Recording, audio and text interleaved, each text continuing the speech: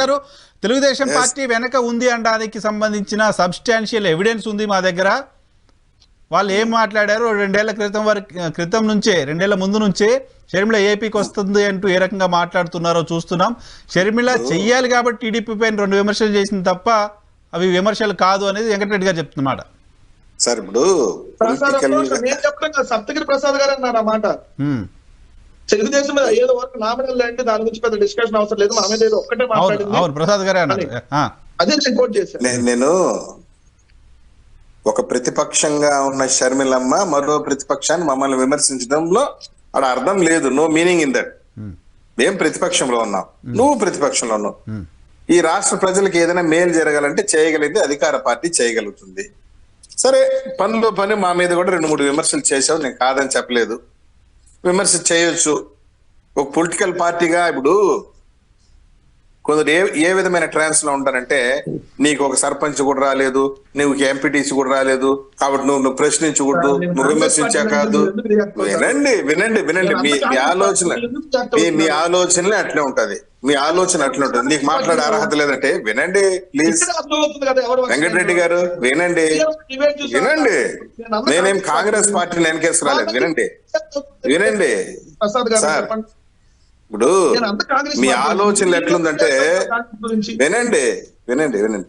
నాకు 151 వచ్చేసింది కాబట్టి నేను ఎట్ట పడితే అట్ట మాట్లాడతా, నా ఎట్ట పెడితే అట్ట చేస్తా, నేను రాజ్యాంగాన్ని ఉల్లంఘిస్తా, అప్పులు తెస్తా, ఏమైనా చేస్తానంటే కుదరదు కదా డెమోక్రసీలో.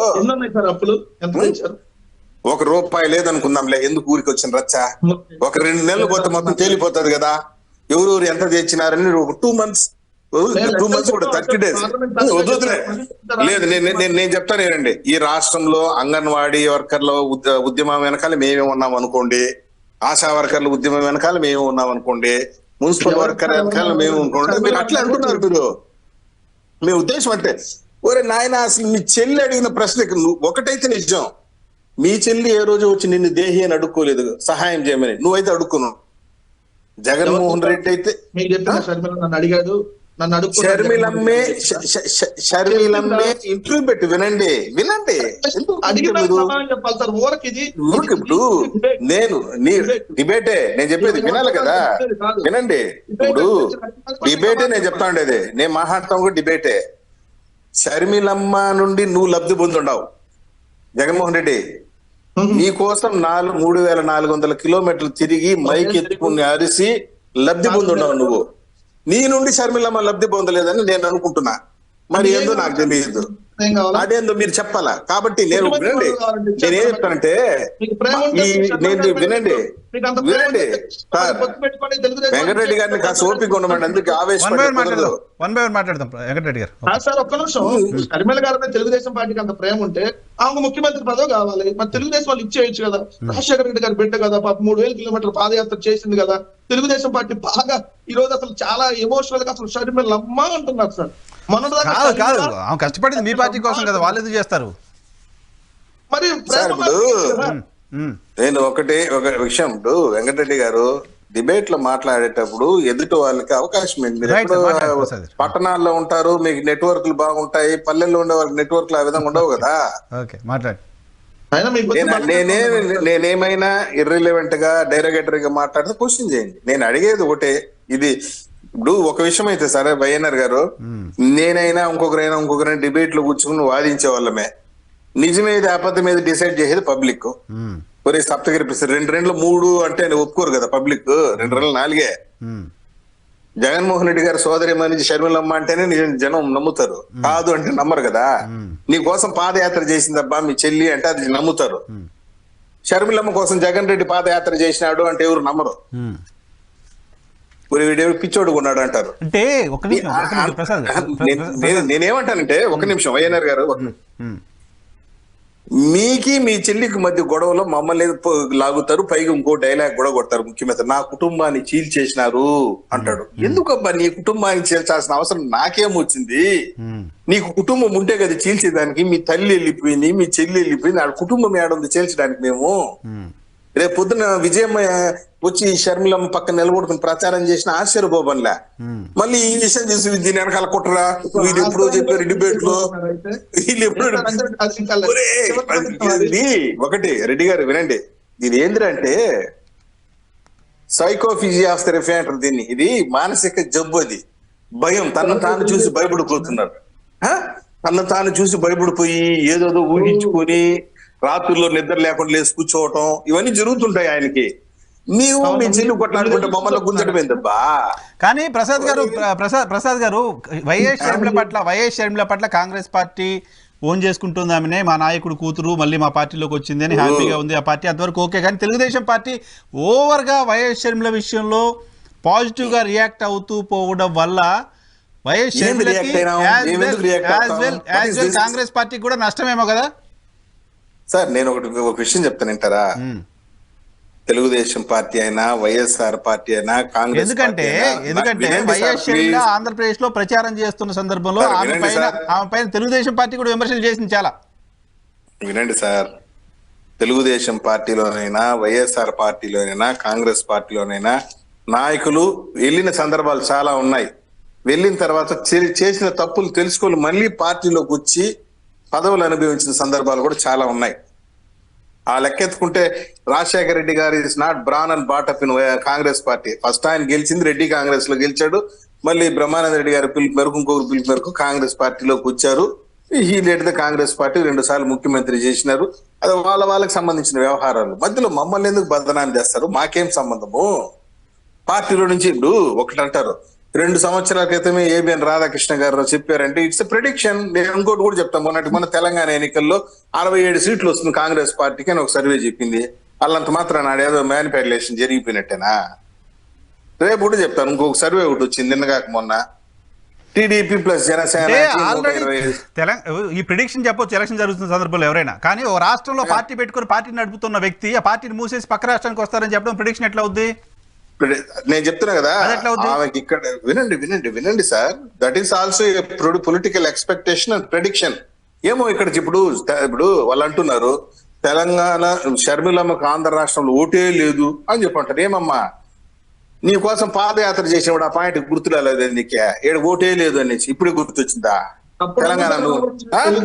అప్పుడు నీ అవసరం అట్లా వాడుకున్నారు. ఇప్పుడు అవసరం తీరిపోయింది.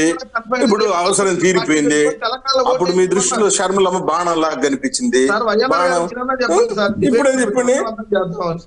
అదే అర్థవంతంగా చేస్తాను, అదే చెప్తాను నేను, అర్థవంతంగా చేద్దామని. నీకి మీ చెల్లికి తగరాదు, మాకేం సంబంధము? మమ్మల్ని ఎందుకు బదనాం చేస్తారు? నిజానికి సంబంధం లేదు, ఉండకూడదు కూడా. కానీ కుటుంబాన్ని చీల్చారు అట్ట కాదు, నీ కుటుంబాన్ని చీల్చారు మొర్రు అని అడుగు మీద కూర్చొని ఏడవటం ఎందుకు? అదేదో మీ చెల్లినే పిలిపించుకుని ఏడ్చుకో. ఈయన చంద్రబాబు జగన్మోహన్ రెడ్డి చెప్పలేదమ్మా, ఏంది నాకు అర్థం కాదు. నీ కుటుంబాన్ని చీల్చేశాడు, నీ కుటుంబం ఉంటే కదా, నీ కుటుంబాన్ని చీల్చింది ఎవరు బా? రైట్, రమేష్ గారు కంక్లూడ్ చేద్దాం.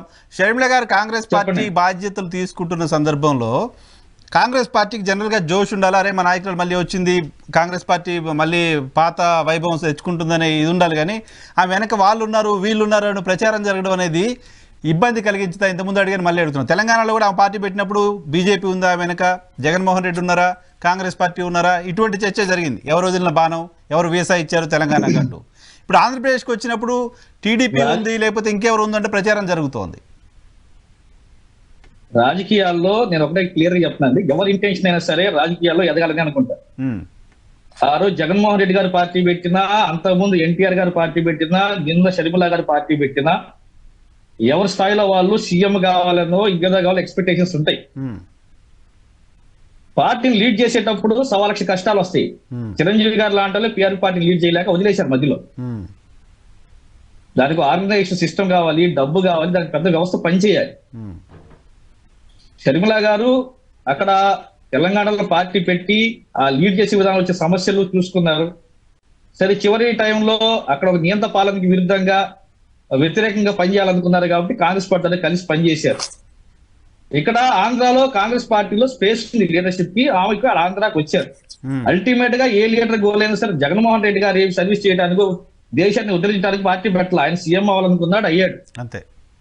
షర్మిల గారు కూడా అదే ఇంటెన్షన్ తో వస్తారు. అంతే. ఇప్పుడు పార్టీని ఉద్ధరించడంతో పాటు ఆమె కూడా ఏదో ఎక్స్పెక్టేషన్స్ ఉంటాయి. ఇక్కడ ఒక నిమిషం ఇక్కడ పాయింట్ ఏంటంటే, ఆమె ముఖ్యమంత్రి కావడం కోసము, రాష్ట్ర ప్రజలకు మంచి చేయడం కోసము, కాంగ్రెస్ పార్టీని మళ్ళీ బలోపేతం చేయడం కోసం రావడం ఓకే. కానీ ఆమె అక్కడికి వచ్చిన సందర్భం, మాట్లాడుతున్న మాటలు వాళ్ళ అన్నంటే పడదు కాబట్టి వాళ్ళ అన్నపైన విమర్శలు చేయడం కోసం, వాళ్ళ అన్నపైన కోపంతో వచ్చింది, ఇలాంటి ఒక ఇంప్రెషన్ కలుగుతోంది.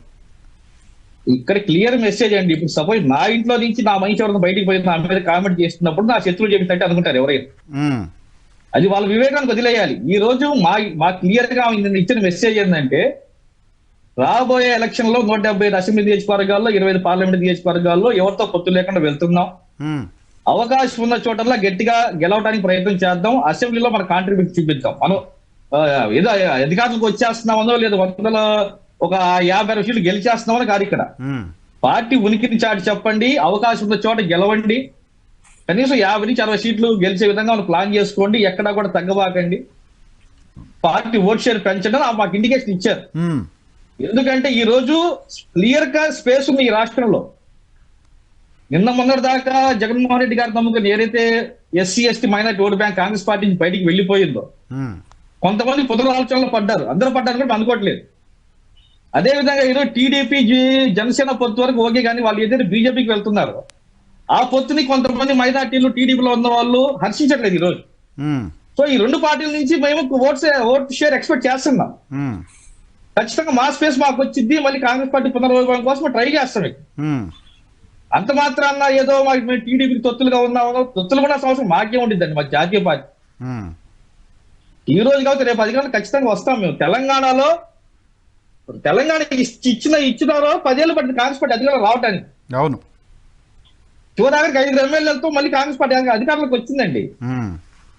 సర్పంచ్లే అంత మాత్రం పార్టీ ఉండదు, సరే మీకు ఎంపీటీసీ ఎవడు లేడు, చిన్న పదవులు కూడా లేదు, మీరు మాట్లాడకూడదు అంటే ఇది ప్రజాస్వామ్యం.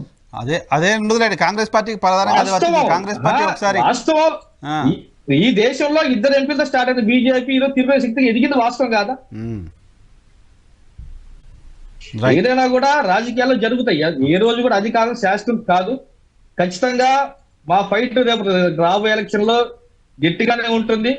అవకాశం ఉన్నంత వరకు ఓకే, థ్యాంక్ యూ.